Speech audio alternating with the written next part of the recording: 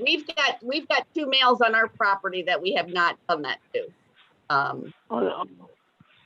So, okay, well, we are now live. Good morning, everybody. Let me just see if I can highlight myself for just a minute. Morning. Spotlight me. Good morning, everybody. I'm Jackie Green from the Chatham County Council on Aging. And we are glad you are all here with us. So we have a special guest today. We have Karen Burbeck, who is from Twisted Threads Yarn Guild. I may not have said that right. I'm sorry. So I will let you fix that for me. Let me add you in here this morning, Karen. I want to thank her for being here. We did a session a year ago, and we had Sue from Twin Birch and Teasel, who was here, and she did a Fleece 101 kind of class, which is, you know, kind of like, where does it come from? What do we do after that? And it was really high level. And this is kind of like the next installment. And it's, what do we do? How do we do yarn? You know, and what's the history behind it? So I would like to go ahead and just welcome you again, Karen, and thank you so much for being here with us. And you can go ahead and share your screen. And I'm going to remove my spotlight. And we are just so thankful that you are here with us to share your wisdom and, you know, broaden our minds to just what we take for granted. Well, thank you very much, Jackie. And good morning, everyone. Good morning. We're going to talk about yarn today, which may not sound too exciting, but I think it is. And I've been working with it most of my life. I'm a member of the Twisted Threads Fiber Arts Guild, which is a fancy way of saying a bunch of people who like to spin and knit and raise animals. We have sheep farmers, alpaca farmers that are members of our guild, as well as one of our members runs a small mill where she processes the fleeces all the way into yarn. And that's a fascinating tour if you ever get a chance to go on a mill tour. But today we're going to talk about the history of yarn. Which mill does she have? What's that? Which mill does she have? Shepherd Gate?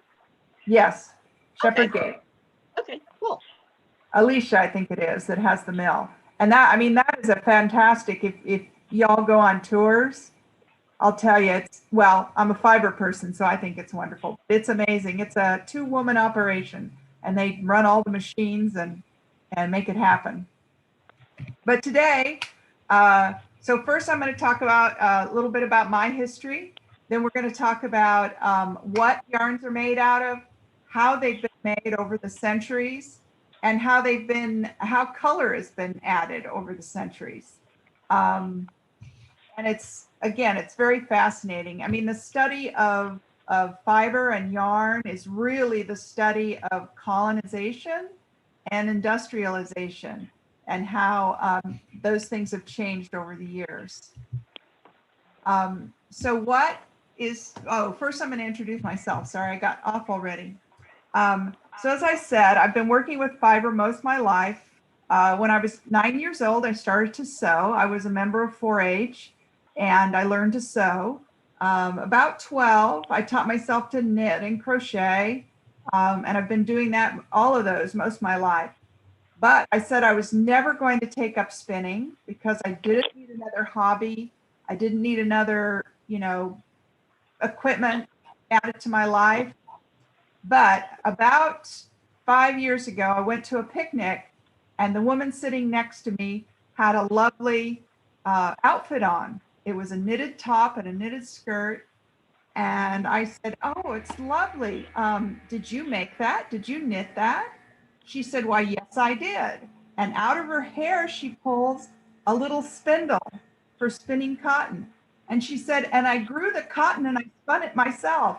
And I was instantly hooked. I said, I have to know, because I like to garden too. So the thought of being able to grow something and then spin it into yarn and then knit it was just more than I could resist. So I planted my first cotton seeds, And the next spring, I took a class in how to spin on a spindle. And I was an utter failure. I could not get the hang of it. So I tried for a few months, and finally I decided to go to a week-long class in Western North Carolina at the Campbell Folk School. And I learned to spin on a wheel, and I've been spinning ever since. And I do dearly love it. So you might ask, what's the difference between string and thread and yarn? Well, there's really no difference. They're all made the same. They can be made out of the same material. The difference is how they're used. So string is something you use to tie something up. Thread is used to sew, and yarn is used to knit or crochet or weave. But other than that, they're very similar. So what is yarn made of? Well, it can be made of either plant fibers or animal fibers. And plant fibers, you all know about cotton. Cotton is from the seed of the cotton plant. The seed inside the cotton plant or the cotton boll is covered with these wonderful, soft, little hairy things, and that is made into cotton. Hemp is also a very good fiber for spinning. The hemp plant has a lot of good uses, and it's actually the, I hope I get this right, it's actually the stem that's processed into the fiber. And then there's flax. Flax is a lovely, it looks like a wildflower if you saw a field of it. It's a big field of wildflowers with lovely blue flowers, and the stem is made into flax, and that's what makes linen. So once it's woven, it makes a wonderful soft fabric called linen. And I'm sure you're mostly familiar with the animals that make fibers. So we've got sheep, of course, which we get wool from, and there's different breeds of sheep that have different characteristics. Goats, so goats is where we get cashmere, and there is actually an Angora from goats as well. So that soft, fluffy Angora that makes the sweaters have what they call a halo. It just makes it look like it's furry. That comes from either goats or rabbits. So Angora comes from rabbits. And then alpaca. And alpaca is a wonderful warm fiber.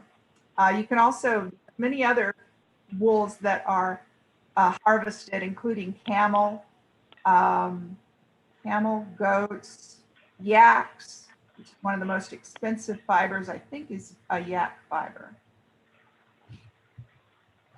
I didn't know that. That's pretty cool. Yeah, it's, I want to say yak, but I may be getting that wrong. It's either yak or water buffalo or one of those exotic animals. It's very, very expensive. Oh, and buffalo. Buffalo is a wonderful fiber. So plant fibers, again, I mentioned the ones that come from the stem.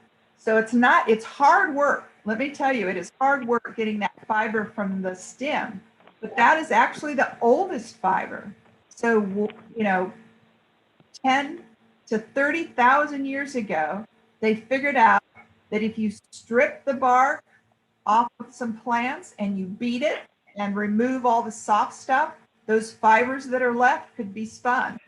So the very oldest fiber was actually from a pine tree, which we don't use anymore, but we still do use hemp and flax, which are from the stem, bamboo. Nettle was an ancient fiber. They used nettles to make fiber. You can also get plant fibers from the leaves. So yucca, we have a yucca that grows a lot around here. If you took those pokey looking, they almost look like a cactus plant, and you cook them and then scraped away the green goo, you'd be left with a fiber that is spun. And then of course, cotton. There you can also get another native plant of North Carolina is milkweed. So there is a milkweed fiber. It's not easy to harvest, but during World War II, little kids were paid to harvest milkweed because it's great as a stuffing for life vests. It's very buoyant. So that was very popular. So when were plant fibers used? So as I said, the oldest string they've ever found is about 30,000 years old, and it was from pine. Now, fibers are hard to find when they're digging through ruins because they degrade. They're biodegradable. A good thing about them, but it's difficult for the scientists to figure out when humans first started making yarn. And it actually wasn't a human, it was a Neanderthal. So the Neanderthal, those ones that you see in the pictures that are all, grunt and carrying a club, well, they actually knew how to spin. And they most likely did it on their legs. So they'd take a bunch of fibers and they'd roll it on their thigh with the palm of their hand. And that's how they spun. And they were spinning different plants. And the oldest one they found is pine. But apparently over the next 1,000 of years, they got very good at spinning, because if you look at the mummies of Egypt, they were wrapped in linen, a very good linen that was spun and then woven. So that was a plant fibers. Cotton is actually was native of the southern continents. So cotton grew in Africa and India, and they became quite advanced at spinning cotton in Africa and India. When the Europeans first saw cotton, they thought it was an animal that grew on a tree. One person described it. They said, there grew in India a wonderful tree which bore tiny lambs on the end of its branches. These branches were so pliable that they bent down to allow the lambs to feed when they were hungry. So the Europeans, when they first saw this fluffy stuff, all they knew was wool and linen. They didn't know about this wonderful plant. So they thought they were little animals growing on the trees. So animal fibers are not quite as old for making yarn, but still thousands of years ago, before the time of Christ, they had domesticated sheep. And at the time of Christ, they were actually selectively breeding. So they were farming sheep, and they had found what breeds were good for making wool and which ones were not, which ones were better for meat. So they were already doing that by the time of Christ. And then, of course, we've only advanced that. The sheep of long ago had to be plucked to get the wool. They didn't shear them. They shed naturally. But after they started breeding them, they decided it would be better if we had to shear them. So the sheep of today have to be sheared for their health. They're sheared once a year, usually right before lambing. They'll shear the sheep and use the wool for making fibers. So why wool? In this hot weather, we may not wear much wool, but I just wanted to give a pitch for wool. It's a wonderful fiber, even if you just wear your socks that are wool, because it's durable, it helps absorb the sweat, and it tends to be odor resistant, and it's breathable. So it's a great material for socks or other clothing. You can get wool for just about any time of year.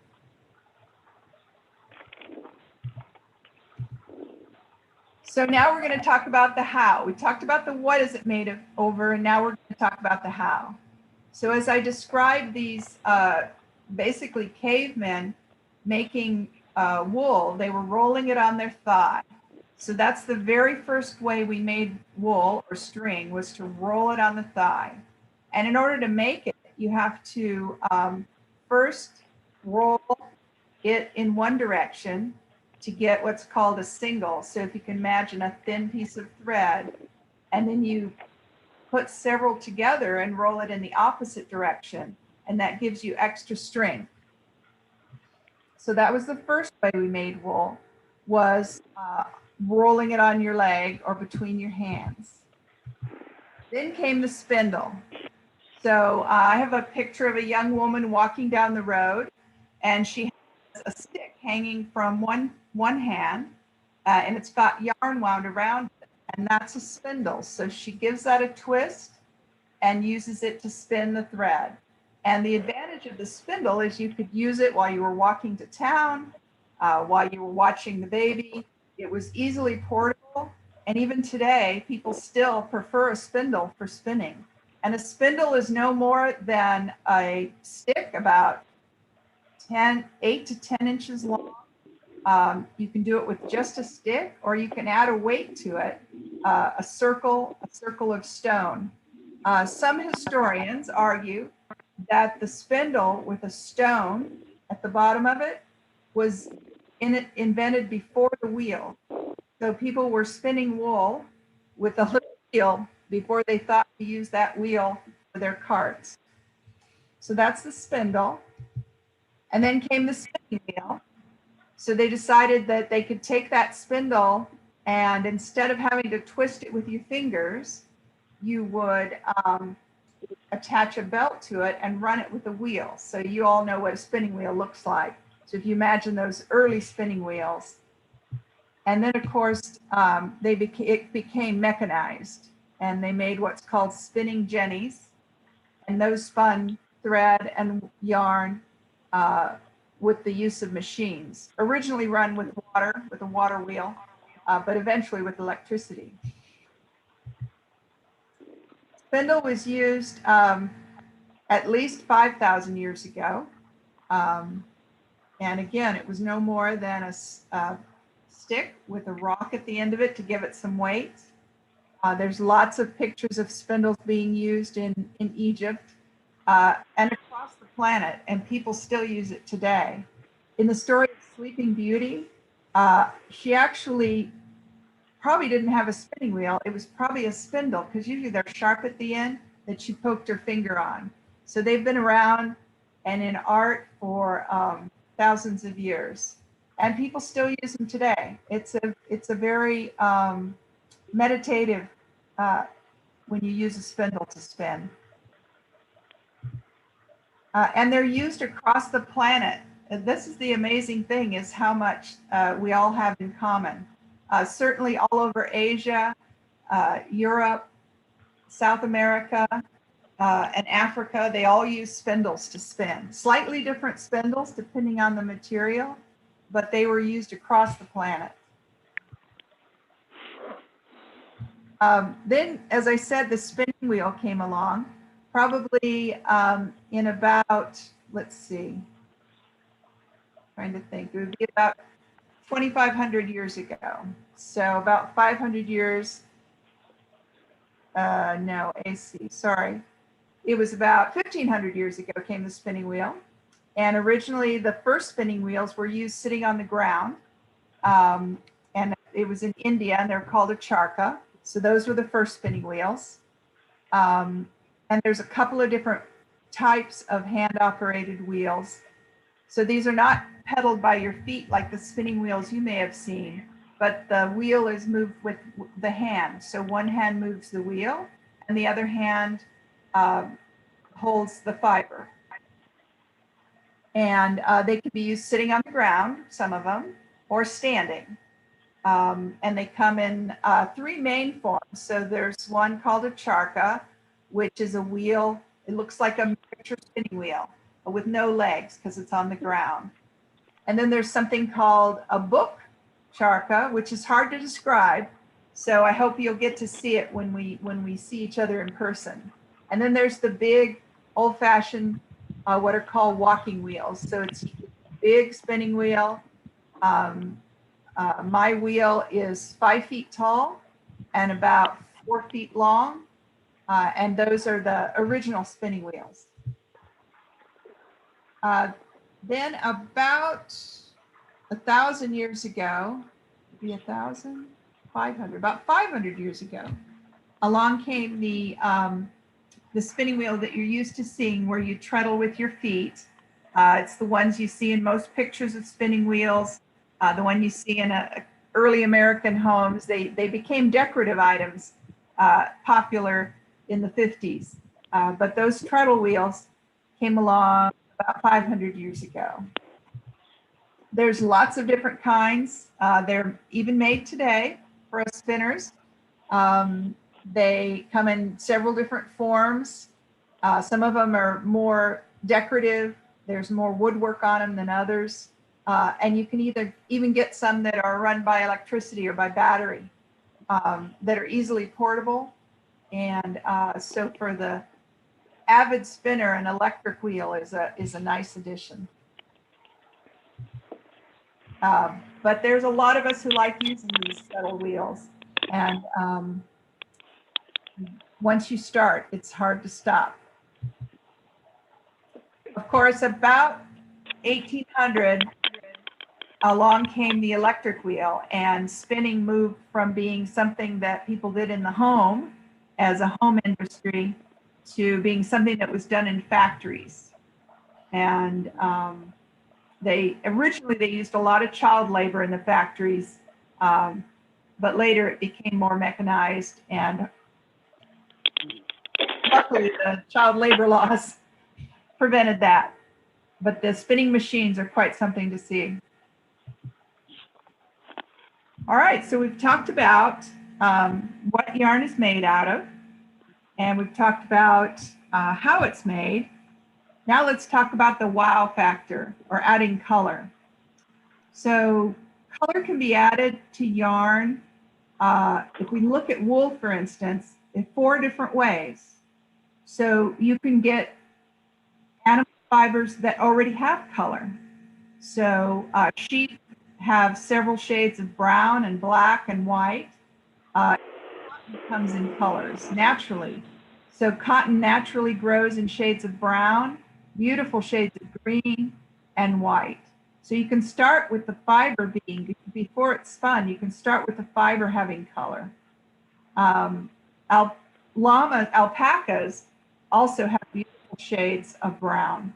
So you can start with that, and a lot of the old fibers you'll see, it's a very popular way of making patterns is to use those natural colors. Or you can add the color with dye. Do that before it's spun. You can do it after it's yarn, or you can add color after it's fabric. So there's lots of different ways to add color. And we've been doing that for thousands of years. About 5,000 years ago, 5 to 10,000 years ago, we know that they were adding color. So they were using natural dyes to color the fabrics. Again, it's hard to find those old fabrics that have disintegrated, being buried, but they have found a few pieces. And we know natural dyes because chemical or synthetic dyes weren't invented until 1850. And natural dyes can give you just about any color of the rainbow. The hardest colors to get are the most prized, I'd say, and some of the hardest would be red and blue. In Europe, they had a red dye from madder, a plant. They use the plant root, and they get the red dye.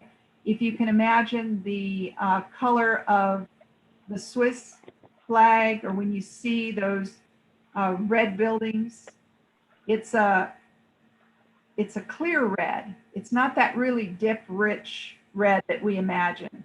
A lot of that comes from an insect, and it's called cochineal. So they somehow figured out that if you crushed up the shells of these insects, you got this beautiful red. And when that came into Europe, it was very popular.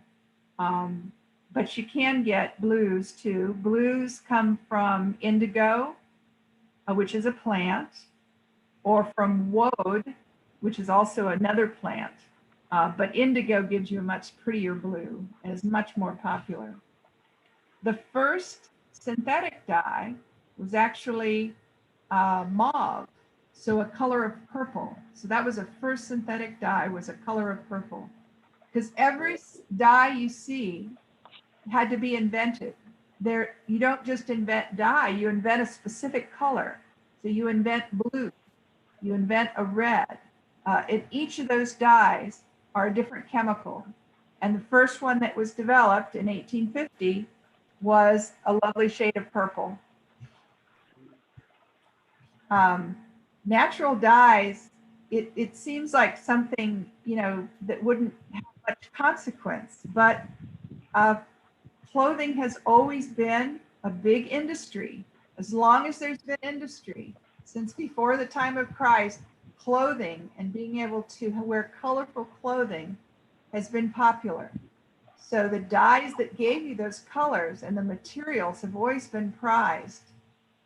Indigo came to the United States in the 1700s. They even know who brought it.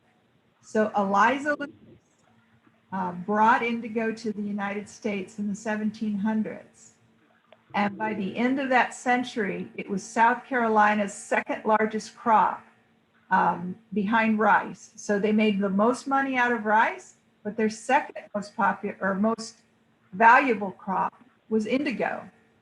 And likewise, cochineal, that bug that they crush up and get beautiful, rich red colors out of, that was around at the time of the Aztecs and Mayans.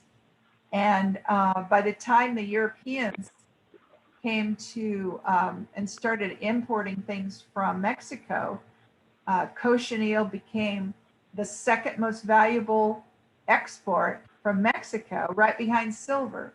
So they made the most money out of silver, and the second most money they made was out of these crushed up bugs so that they could get the beautiful red fabric, which was so prized. So yeah, the history of dyeing is amazing, and they're fun to play with. Synthetic dyes are a little bit easier to use. I mean, natural dyes, let's say you want to dye some, use some dandelions. You can use dandelion flowers and get a beautiful shade of yellow on your yarn, or you can use walnut husks and get a beautiful shade of brown. Mushrooms, some mushrooms will give you some pretty lavenders. But the general rule of thumb is you need a pound of dye stuff for every pound of wool. So if you want a pound of wool yellow, you'd have to go out and gather a pound of dandelion flowers. And that's a lot of dandelion flowers. Wow, that's pretty amazing. Yeah, it is. It's pretty much a weight for weight, with certain exceptions. The things like cochineal and indigo take more elaborate processes, but it takes less stuff to do it. So synthetic dyes are very popular. And there are people who make a business out of just dyeing fiber for those of us who like to spin, dyeing fiber and yarn. And you can get just about any color of the rainbow. And again, I hope when we're in person, you can see the beautiful art. We call it painting, that they paint the wool for us before we spin it, or they paint the yarn. So hand yarn and hand painted wool is very popular. And again, there's people who make a living selling their art, which is dyeing yarn.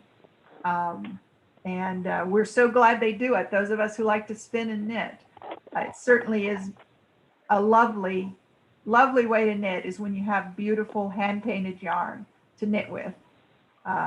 It's a pleasure. So we're glad there's people out there doing it. So have you done much with the dyeing of the either the yarn or the fiber before you start, or do you just? Well, when we had when I took the week-long class in spinning, we also did dyeing. So we did what's called we did a dye pot, a rainbow pot is the only one I've done. And it's fun. You get most dyeing is done with hot water. So you put a pot on the stove and get it boiling. And then you put in another pot, you get your wool wet. So it's ready to absorb the dye. So then we would lay the wool in. So we laid the wool in, and then we laid, maybe a quart of the wool in, and we put a little bit of cochineal on top of it. Then we laid some more wool in and put something called logwood in, which gives you a lighter shade of red. Then we put in more wool, and then we did yellow, which we did marigolds. So we went out next door to the herb garden, picked a bunch of marigolds, threw them in the pot, and then we put the yarn on top, and I think we used walnut shells for the brown. And we let that simmer on the stove. So you keep it hot for a while, maybe an hour or so. And then we took it out and had this beautiful wool ready to spin that was went from red to yellow to brown. Oh, So wow. my one dyeing experience. And then I've also done indigo.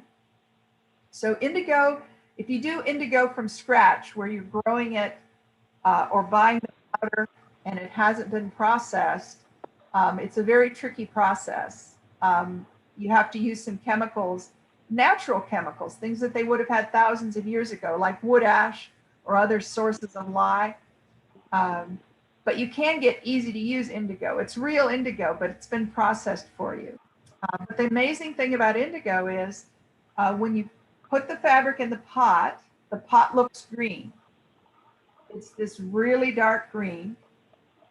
You put the wool or the fabric in it, leave it, longer you leave it, the darker blue it'll get.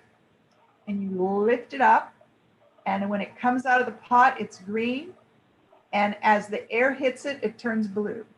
Oh my gosh. So That's yeah, cool. indigo. Oh, indigo dyeing is just magic. It's absolute magic. And we did there was one of the yarn shops offered a class in indigo dyeing.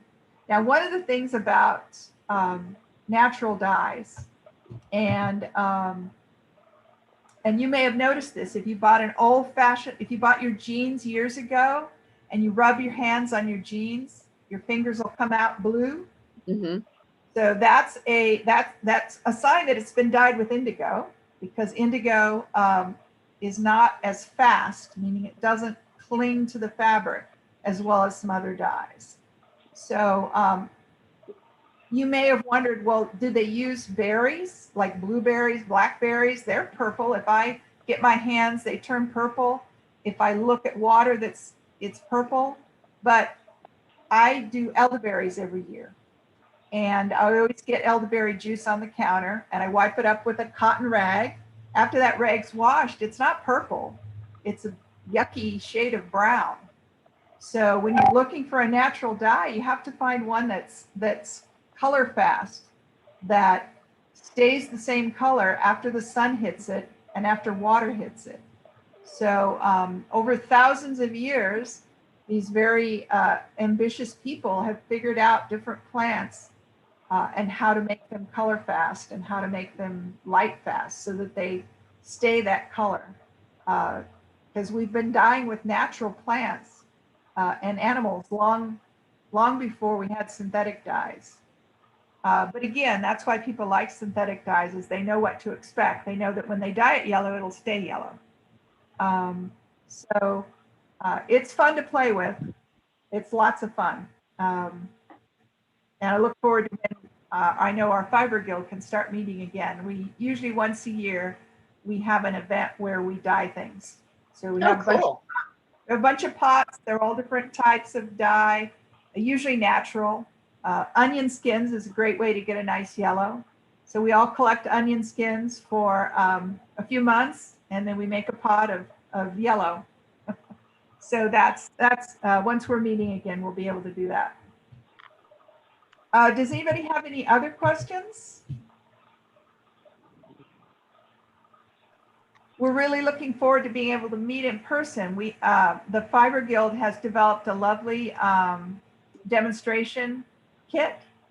We have wools that you can see and feel and touch, different wools from different animals. If you've never seen flax before, it's amazing to see. Of course, we've got big bags of cotton for you to feel. And then we've got spinning wheels. We'll show you how we spin on a spindle and a spinning wheel. So we're really looking forward to a in-person presentation.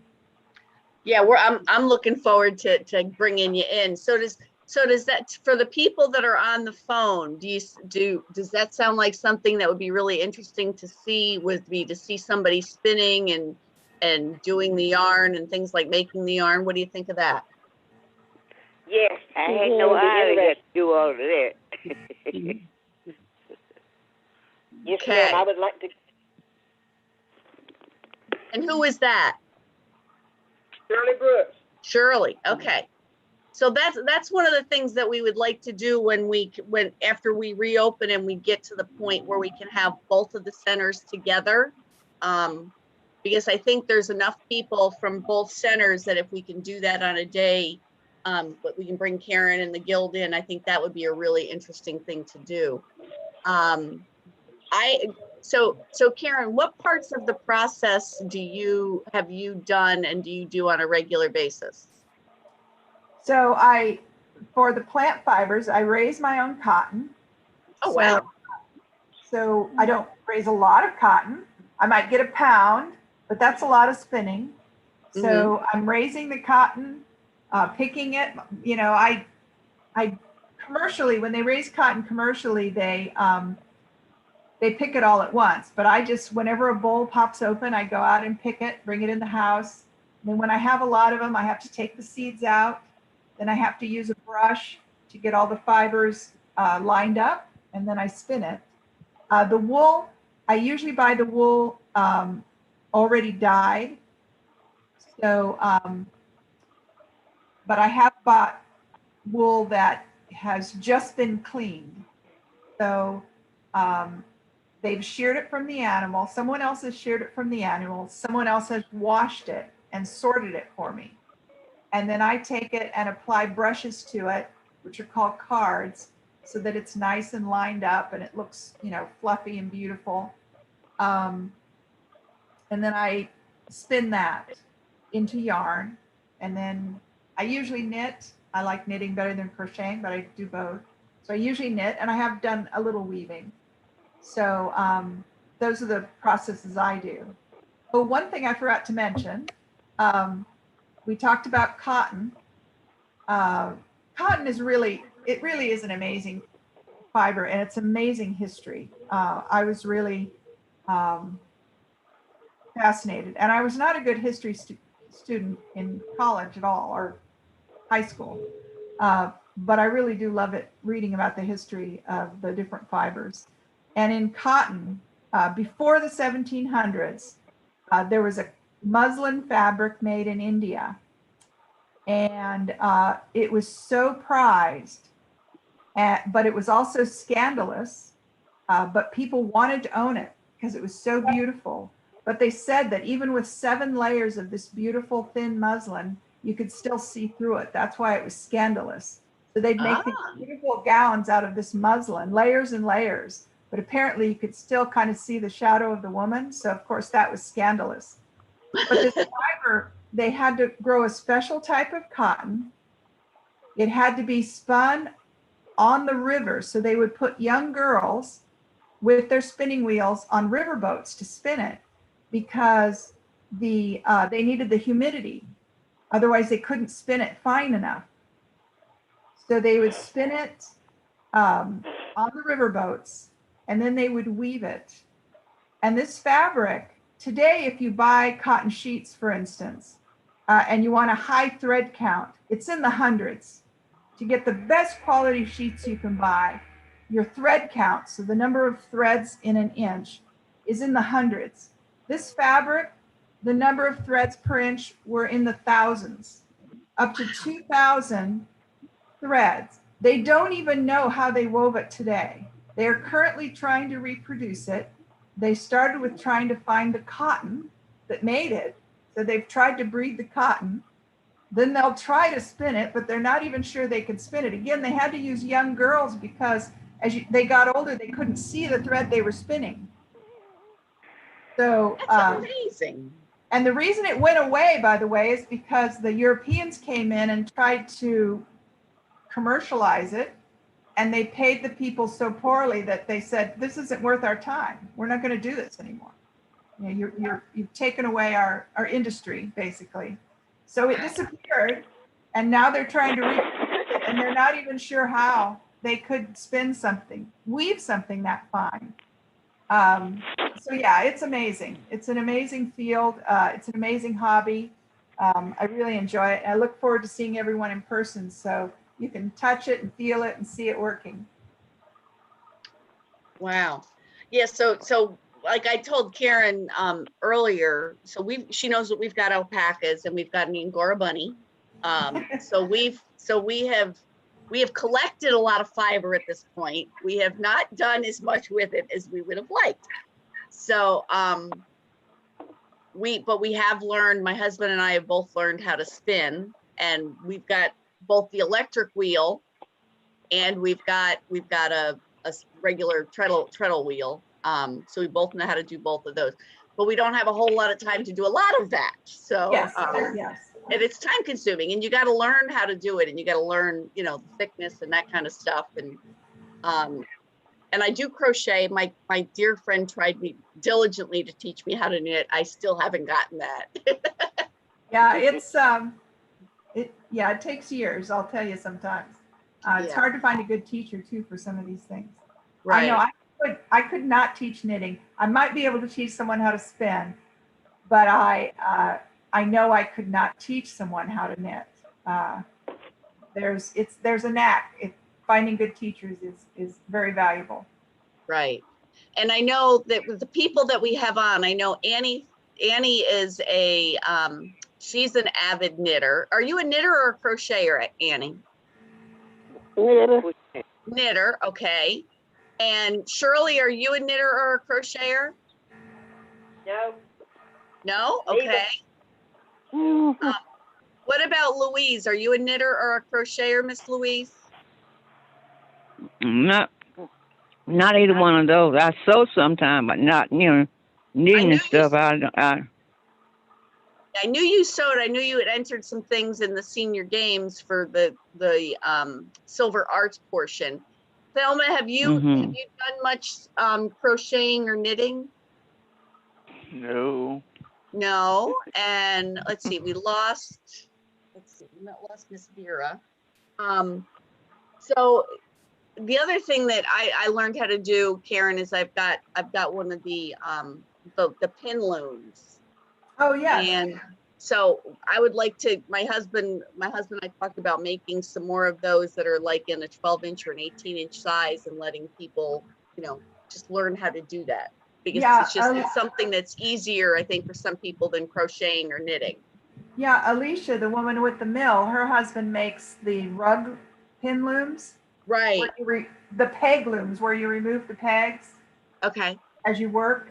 Mm-hmm. And they use, really, they don't even use yarn. They just use roving, which is pre-yarn, right? The wool's just all in a long tube, to make beautiful rugs out of, so yeah, the pin looms. Oh, I thought to do the rug yarn, I thought you needed to have a core on the inside, and you had to have the fiber around the outside, like you'd use yeah, they do the core too. Core. They may use the roving just for wall hangings. It looks like a rug, so it's big and thick, but it may just be decorative. Oh, gotcha. But yeah, because I know she can spin core yarns in her factory, in her mill. Yeah, we actually, my husband and I, we went as part of the Carolina Alpaca Breeders Association. We went through their yarn factory. Yeah. And you're right, it was amazing to see it. And that would be a really neat day trip for us to take when we start doing day trips. That would be really fun. Yeah, I mean, it's not for everybody, but everybody can learn something. And I think that's what it's all about. I mean, the machines are amazing. I mean, I like machines. I like pushing buttons. So even if you're not interested in knitting or fiber, the machines are just phenomenal, the way they work. And it's amazing what she packed in that small space. Yes. So does anybody have any questions for Karen? I know she covered a lot of information. I found it really fascinating. I think that the history of things, and I agree with her. I was never a history person. But when you find something that you enjoy doing, a lot of times, or like for my husband and I, we bought a home that was built in 1852 up in New York, and suddenly history of the 1800s kind of came alive for us. And then we became to, dig into it. And it sounds like you've done the same thing, Karen, with fiber and with yarn and the history. And I think that's what's really important. Yeah, well, I found that when we do demos, so we will again go to festivals, and we set up a booth, and people start asking very good questions. So in Right. order to be able to answer the questions, the two most common questions we'd get were, where did Cinderella poke her finger? Uh, so we had to be able to explain that, because if you look at a spinning wheel, there's nothing sharp. So where did she poke her finger? And what's the answer to that? The answer is she was probably spinning on a spindle, which is pointing at one end. And if you look at the Disney animation, she actually is poking her finger on the distaff, which is a long pole where they attach the wool before it goes through the spinning wheel. So instead of holding the wool in their lap, they would wrap it around a pole, and that pole was often sharp at the end. And if you look at the pictures of her, if you look at the very old pictures of Sleeping Beauty, they've got spindles in them. But if you look at the more modern pictures of Sleeping Beauty, it's a distaff. So it's that pole with the wool wrapped around it that's pointy at the end. And the other question people ask is, how do you make it continuous? So they'll see you spinning and they can't figure out, well, how do you add more wool? Mhm. And well, wool is sticky, so it's easy. You just push wool against wool and it sticks.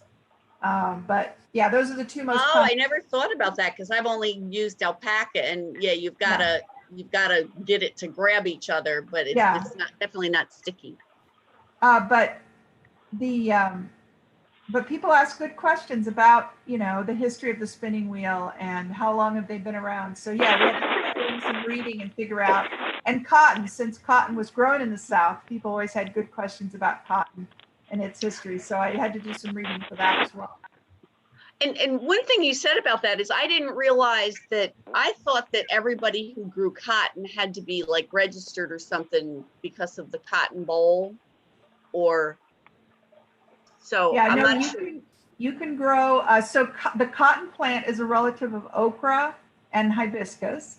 They're in the same family. So if you can grow okra, you can grow cotton. And they've got a pretty flower on it that looks like a hibiscus flower. They grow to be about 4 to 6 feet if you got a healthy one in the sunshine. So it's just interesting to grow. And yes, you can grow. Currently, the only obligation you have if you grow cotton is that if the state asks to put insect traps on your property, you have to allow them to do that. But the boll has pretty much been eradicated, so they're not worried about that. If you were in an area where cotton was grew commercially, they would probably be upset if you were growing a lot of colored cotton, because you could contaminate. The bees could carry pollen. Although since they plant new seed every year, it probably wouldn't be a problem. But yeah, anyone can grow cotton. And most people only grow maybe 9 or a dozen plants. So it's not going to be a problem. We just started our community garden this year, and so my husband joked about planting cotton, but we didn't think we'd be able to. So now I'm going to have to tell him we could do it. Yes. And they have colored cotton. So yes, I'll be glad to give you some seeds. I've got green and brown seeds. Oh, that would be cool. Yeah. So, I mean, it's just interesting to grow, even if you don't use it. I made a beautiful wreath out of the cotton bolls that were left over, the ones that didn't quite open. So it's decorative as well. If you buy cotton in the store, by the way, to put in a wreath, they've replaced the real cotton with cotton balls. Oh my gosh. So they've emptied out the bowls and then replaced them with usually synthetic cotton balls. Oh my gosh. I remember when I was a kid and we were driving from upstate New York down to Florida for vacation. And my father was one of these people that he would stop and talk to anybody. And if he saw something interesting on the side of the road, he was going to stop. Well, I remember as a kid, he stopped and he picked, a couple of stalks of cotton, because that was before I-95, right? So when we were driving down, we were going down all these back roads. And so he came into my classroom when I was in elementary school with cotton and was explaining it as well as with, he stopped and hacked off some sugarcane too. Oh, cool. So we had some hands-on education, and that was my first experience with cotton plants. So it's pretty cool. Well, any other questions for Karen before because it's almost 12:15, and her and I could probably talk about this all day long, but I'm not sure everybody else would want to. So I look forward to bringing you back, Karen, and having you in person. So there is just something magical about touching these fabrics, these Absolutely. fibers. Absolutely. And, you know, it's really amazing. You know, in previous years, we've done like not a fall festival, we call it Harvest Hoedown. And 2 years ago, I brought a couple of my alpaca to work. Oh, cool. And so people got a chance to feel them. We didn't bring our bunny because somebody else had brought a bunny a year before that and somebody got bit. So my bunny hasn't bit me yet. So, but it's a little bit more touchy. And if you were able to see what she's sharing on her screen right now, she's got this beautiful little lamb that's white. Face. And he's got a black face. And my husband saw some like this and he said, I want some of those. I think they're cold weather sheep, so I think you're safe. Weather sheep. Okay. They're cold weather. They're called valet, Valais. I think it's valet. It's like French valet, blackface. But if you just look up blackface sheep, yeah, I think they're from the cold weather though, so they probably wouldn't like it here. Oh. Okay. But yeah, they're adorable, aren't they? Yes. Yeah, I was looking on Craigslist the one day and somebody was getting rid of a free camel, and I tried to talk my husband into getting a camel because they're in the same family as an alpaca. Yes, and their wool is like if you get the right, I think it's the right belly or whatever wool, it's like cashmere. It's beautifully soft. Oh, really? Well, yes. Now I'll have to tell him we have to get a camel because we want to get a llama. There you go. And I didn't realize we could spin buffalo. So I had said before, I'd love to get buffalo. So we may have our own little menagerie here before we're done. There you go. Well, wonderful. Well, thank you again, Karen, for spending your time and just sharing your passion with us. And everybody, I'm glad that you were on with us, and just make sure that you know that we are working on our reopening plans. And I believe everybody that's on the call right now will be as part of our congregate, and you are going to be, if you haven't already been called, we're going to be having people come in the last week in June, first week in July for an orientation in the Western Center. We're setting up our new My Senior Center software to help people check in faster. We'll come in for part of a morning and have a snack, and then we will reopen. I believe it's starting July 7th. And we'll have the Western Center coming on Mondays and Wednesdays, and the Eastern Center coming on Tuesdays and Thursdays. We are having our pool class right now, and Shirley Brooks is part of that, as is Karen. Shirley goes to the Siler City Center. And I'm sorry, Shirley goes to the Siler City Center and Karen goes to the Pittsboro class. So, and I do have some in-person exercise classes going.